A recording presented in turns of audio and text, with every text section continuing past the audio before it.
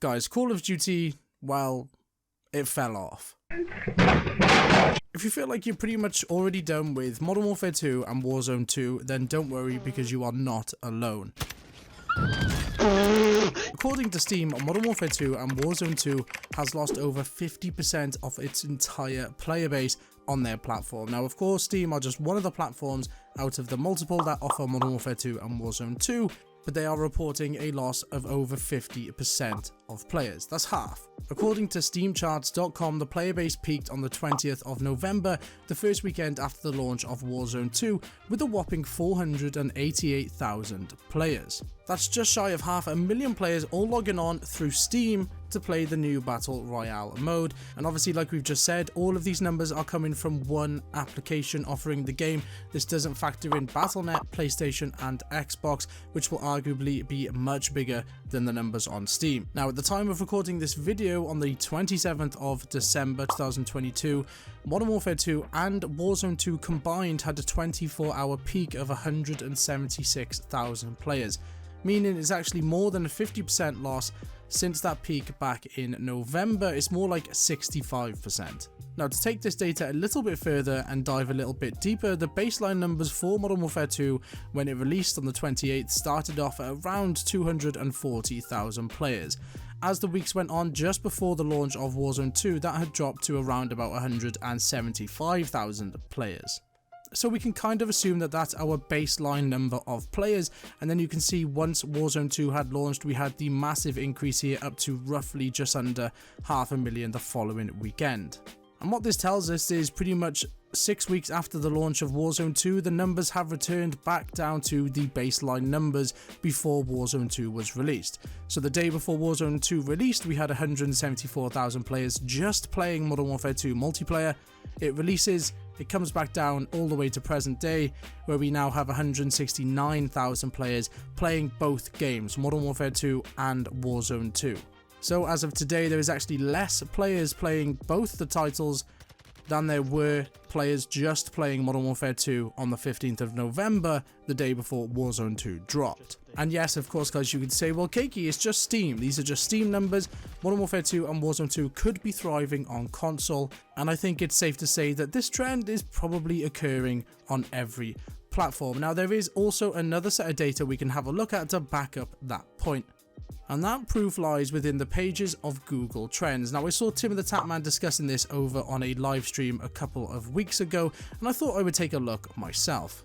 So up on screen, you can see here we have the Google Trend interest over time chart. So where it hits 100, that was 100% of its interest, and then where it falls to 50, that was 50% of its total interest. There's a little explanation here if you wanted to go have a look at that and how it works.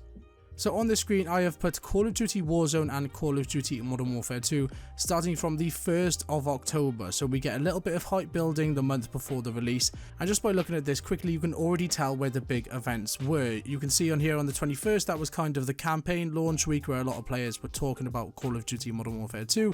Then we have the full release leading up to the 100% interest peak on the 28th. That's people typing it in, that's people buying it, that's people looking up guns, how to do campaign missions, stuff like that. And then as you can see, within a matter of days, the interest had already dropped to half. Now that will count in some of the Googling it to buy it and stuff like that. Of course it will, but that is a significant drop off in a couple of days. Now as you can see, there was a steady decline in the interest in Modern Warfare 2, back down to kind of the campaign level over the next couple of weeks. Then all of a sudden, on the 16th of November, we have the launch of Warzone 2. Now, the one thing you can see straight away is that the Warzone 2 interest doesn't reach nowhere near as high as the Call of Duty Modern Warfare 2 interest, which is understandable because it's a standalone title and not everyone is into Battle Royale game modes. But what you will notice is that that drops off much quicker than the peak did for Modern Warfare 2. It's very narrow, it's not as big, and it's much narrower. And then of course the main thing you can tell from this is since the launch of Modern Warfare 2 and the launch of Warzone 2, there is a significant downline, there's a significant downtrend in the data. I mean, Call of Duty Warzone is almost back to the base level it was at when Modern Warfare 2 released back in October. Now, just to complicate the chart a tiny bit more, if you check in the generic Call of Duty search term or interest term, we can see that the line is pretty much similar to what we can see. A big interest in Call of Duty searches on the 28th of October, and then since then it's pretty much a downward spiral after that. So obviously there's a lot of people searching it on the day it comes out. They're very good marketers, they're good at bringing people in for that initial launch, but they're very bad at retaining the players. Again, another 50% reduction in all of these search terms: Warzone, Modern Warfare 2 and Call of Duty. Now, to put all of this into perspective, we kind of have to compare this with a different game that offers a similar experience and quality of service as Call of Duty does, and one of the biggest hitters is of course going to be Fortnite. So if you add in Fortnite to this chart, we'll also remove the generic Call of Duty term just so it makes the graph a little bit clearer.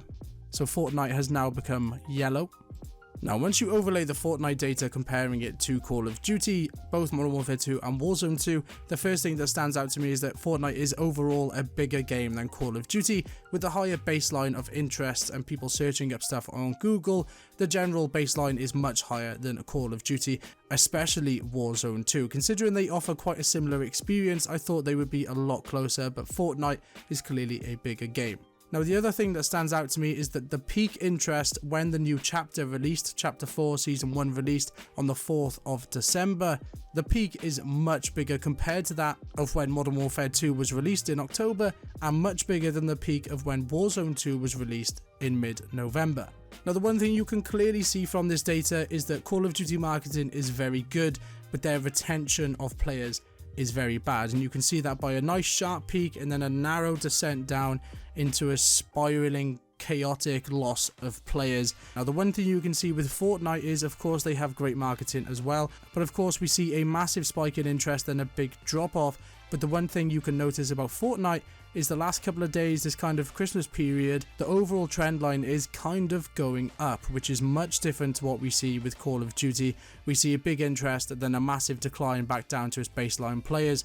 With Fortnite, we see a big interest, big decline, but then a naturally kind of small but steady increase with players coming back because the chapter's good, people are liking it. That's not happening with Call of Duty players. Everyone was there on day one of Call of Duty, they've hung on as long as they can, but now everyone is leaving en masse exodus, guys, and that is the proof of why I think Call of Duty has finally fallen off.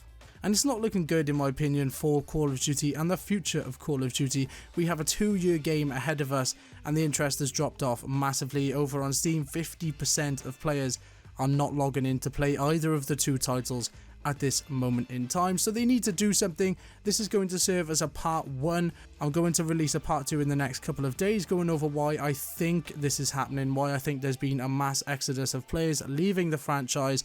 Going to go through some of the reasons why I think people are starting to lose interest. So if that sounds good to you, make sure to stay tuned to the channel. And of course, if you enjoyed it, let me know by dropping a like on it down below. Thank you for staying tuned to the video. As always, feel free to subscribe to the channel for all of the latest Call of Duty news, tips and tricks, how-tos, class setups, and much more.